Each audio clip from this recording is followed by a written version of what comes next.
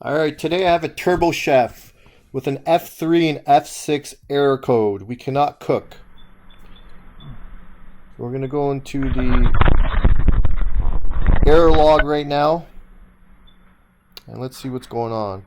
So, we have a ton, 193 F3s, F6, over 100. So this has been going on for a long time. So let's start by taking an amp draw on our brown wire for the mag circuit. We'll do one error code at a time. So let's press the mag button. Let's see what happens.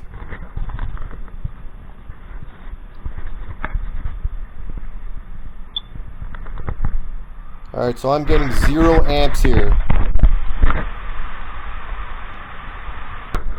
So this is basically a dead giveaway that one of the fuses are blown. So first thing we're going to do is unplug it, and we're going to ground the capacitors. Let's test out this fuse here.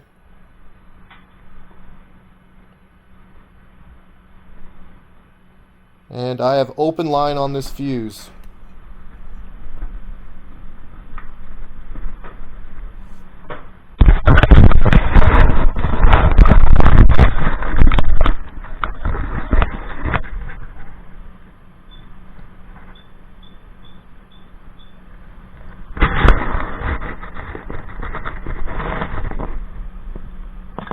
Alright, next thing I'm going to do is test the door sequence. So as we open PSM, primary, secondary, monitor, as we're closing, it's the opposite. So as long as monitor is not opening before those two switches, that will not blow. As you can see, we're in correct sequence here. So I can rule out the door switches. I am going to go just check the door switches really quickly here. Make sure none of the tabs are bent. So everything checks out there on the primary switch, and then secondary monitor switch over on this side. The tabs as well are not bent. Okay, if these tabs are slightly bent, it might change the sequence of the switches. And like I say, if that monitor switch comes on when it shouldn't, we're going to blow that fuse every time. So we can rule out the switches. Let's carry on with our troubleshooting.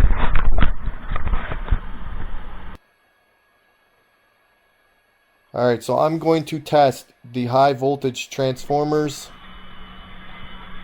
I'm getting 0.09 ohms on 1 to 2, and from the secondary tap to ground, and I'm getting 59 ohms from my secondary tap to ground. So next I'm going to go test the right hand transformer. I'm getting 0.093 ohms from 1 to 2, and from ground to our secondary tap, 62 ohms. Alright, so to test our high voltage transformer, first thing we're going to do is select our voltage. In my case it's 208, which means we're going to be going off of taps 1 and 2, and we are looking for 0.819 to 1.001 ohm. And then secondly, we're going to test the secondary tap, which is the one on the bottom, to ground, and we are looking for a value of 53.6 to 65.52 ohms. Alright, so our transformers are within the range. So I'm going to go ahead and change this fuse, and we're going to go figure out what's going on. Why did this fuse blow? So I'm just going to power up here, and we're going to go into the test mode.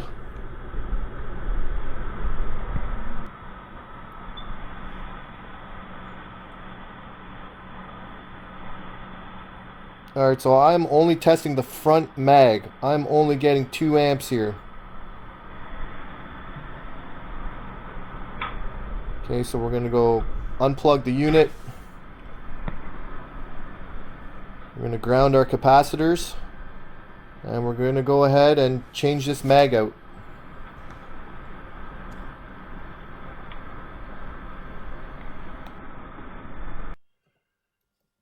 Alright, so our main components are the high voltage transformer, the capacitor, the diode, and the mag. We have one for each circuit.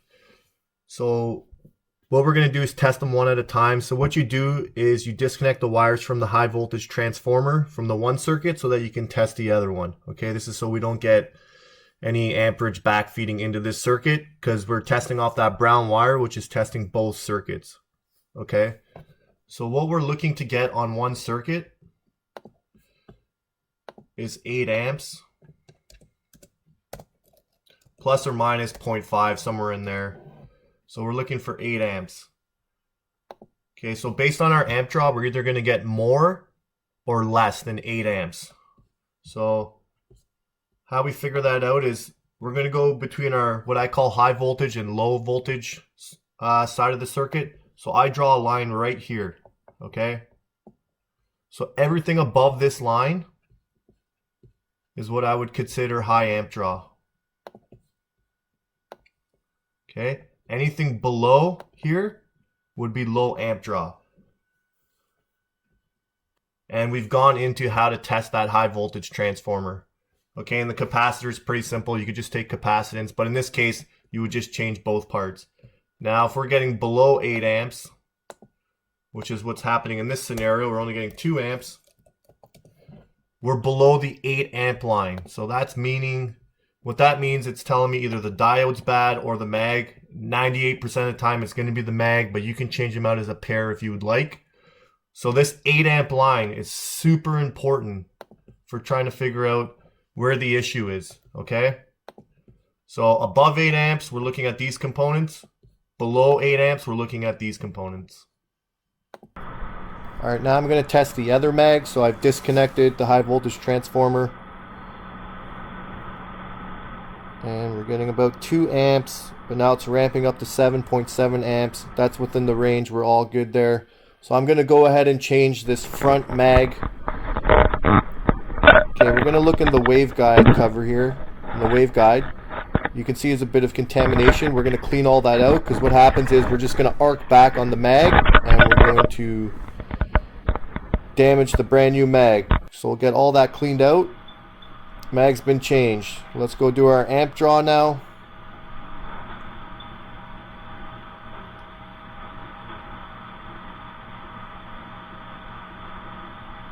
We're getting just below 8 amps.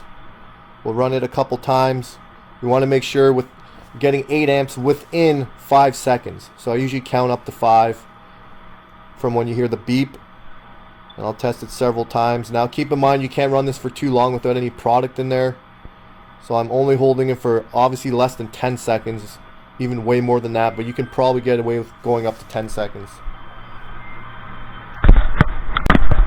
Alright, now I'm going to test both circuits. Obviously the camera was not pointed correctly here, but I was getting 15.9 amps. So our mag circuit is good. We're within our plus or minus 8 amps on both circuits, which is 16 amps. Okay, I'm just going to go quickly vacuum out all the dust and everything out of this unit now. Alright, so now we're going to look up our schematic for our cooling fan. So let's go find our cooling fan first. Always start by finding your load. So we got our cooling fan right here. And if we follow the wiring, so if we come off of here,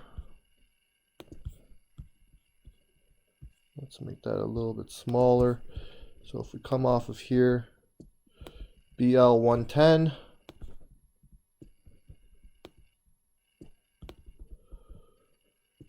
and that's coming off of our F1 fuse, and it's going straight shot to our L, which is our L1, and then second leg, our L2 is coming through here. So we have a little snap disc here, okay? This snap disc will close at 120 degrees, as we can see right here.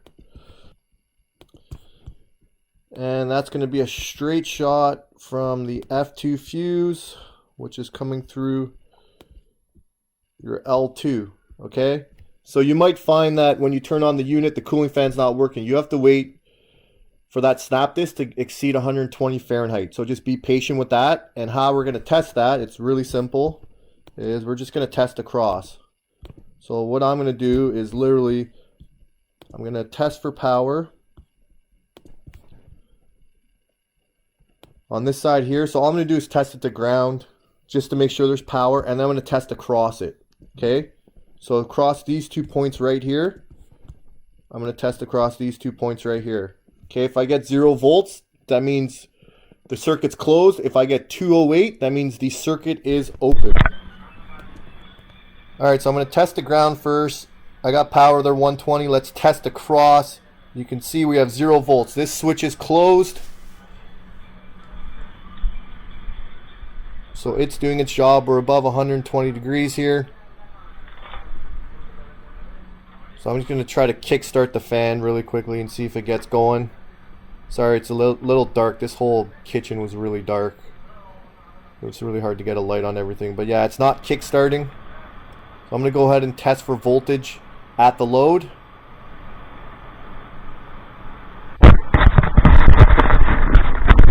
And we're getting 205 volts. So the cooling fan's bad.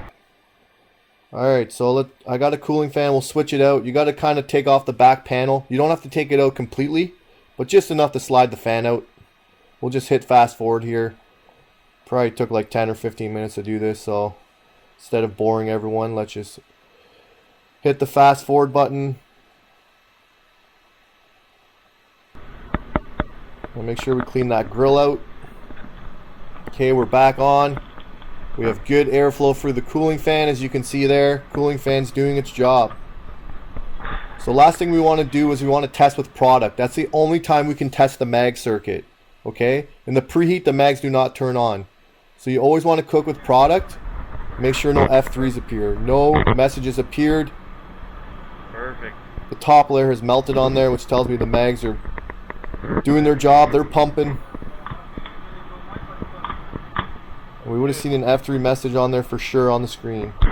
And then last thing we're going to do here is we're going to go ahead and clear these faults from the air log. Make sure you're doing this for the next technician. So now we all zeroed out the fault codes. Alright, so I just want to start off by saying if you haven't been trained on these Turbochefs, don't even bother trying to troubleshoot them. The safety on this is super important. Every time I unplug that cord, I'm grounding out those capacitors. Now, those of you who've been fortunate enough to sit in one of Connor's classes from Turbochef, he tells a story about one of the techs, and he said it was one of the better techs he's ever had work on Turbochef that got injured pretty badly and like literally got thrown across a store. So these units are super dangerous. If you haven't been trained on them, I do not recommend trying to troubleshoot them. This thing will come and bite you. The voltage out of those high voltage transformers are crazy high. Just because there's no power on doesn't mean nothing. Those capacitors will store voltage, and like I said, it'll come up and bite you. So haven't been trained on it, do not even attempt. And for my technicians, yeah, if you guys haven't sat in my class for the training on that one, yeah, let's not touch any of these machines till you've sat through that or you've read through the manual that I've written on this machine. So this F3 is a very common error. Usually when the fuse is blown, we either have high amperage or we have a bad door switch. In this case, we had neither. Sometimes the fuse just blows, and it might have been because that one mag was so bad it was just drawing funny current, and probably after a while it heated up, the high voltage transformer couldn't handle it anymore. And then the cooling fan's just really simple. Test across, make sure that snap disc is closing. It's rare that snap discs fail, and then make sure you have power at your load. In this case, it was 208. The load wasn't doing its job, so we just swapped out that cooling fan.